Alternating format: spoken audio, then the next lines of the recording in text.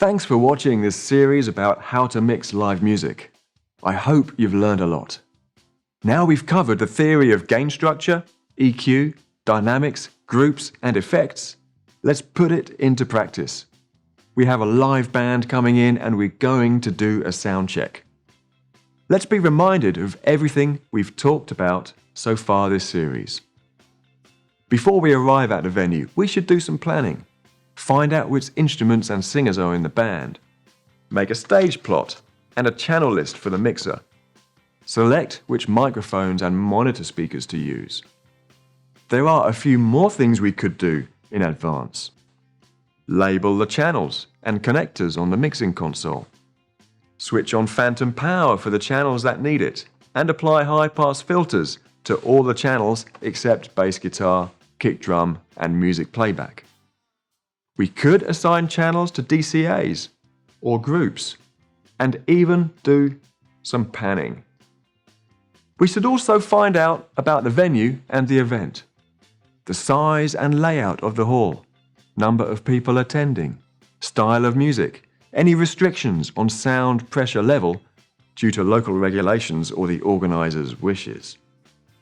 All this information will help to decide how many and which types of loudspeakers and amplifiers to use.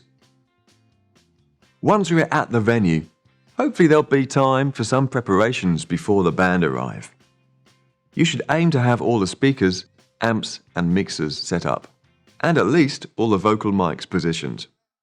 And find time to set the system gain structure and output EQs before sound checking the band.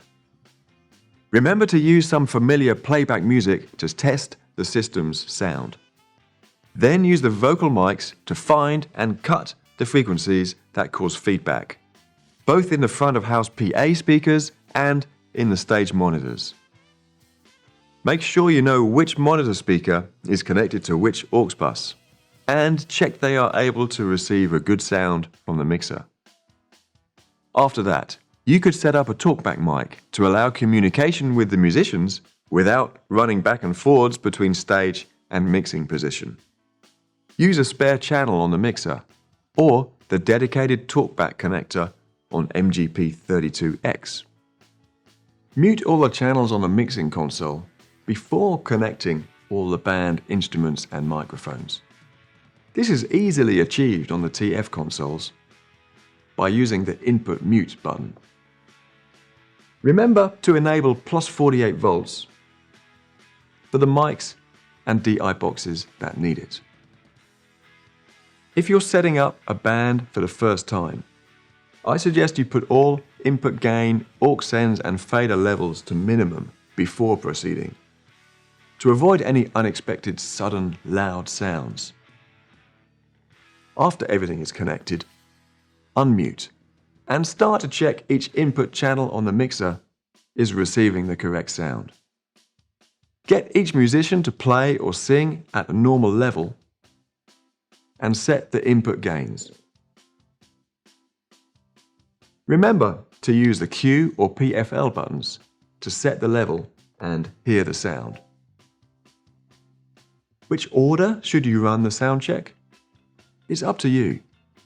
You might just need to check whoever is ready first if time is tight. Otherwise, I suggest you start with the silent instruments, such as keyboards, to stop those musicians getting frustrated while everyone else can practice their riffs. After the input gain is set, you could make a quick EQ adjustment if it's clear what needs to be done, such as reducing the low shelf for a female vocal mic. And now is the time to adjust mic position if you think it will find a better sound, and recheck the gain and EQ. Then bring up the fader to check it can be heard through the PA speakers. Next, send the musician's input to their own aux bus so they can hear themselves comfortably. Ask them to continue playing while you tweak their EQ. Do this for each input in turn, so eventually each musician will be able to hear their own instrument or voice in their monitors.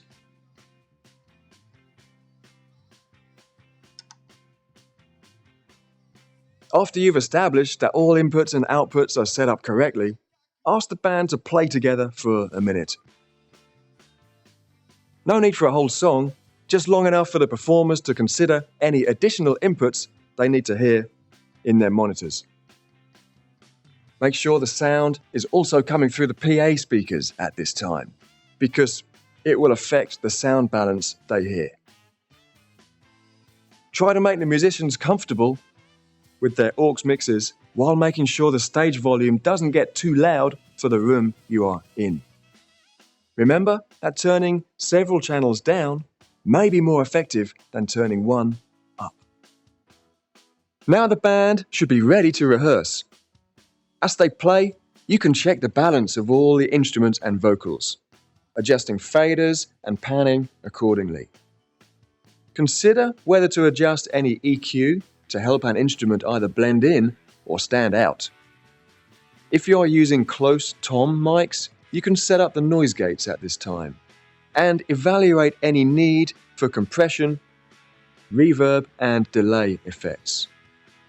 Be prepared to send any effects return channel back to an aux bus in case the musician wants to hear it in their stage monitor. If the band is experienced, they might not want to rehearse, but rather save their energy for the performance. In that case, a multi-track recording of their previous performance would be a big help. So you can continue to refine the mix without the band.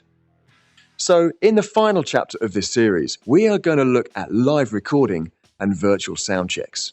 See you again then.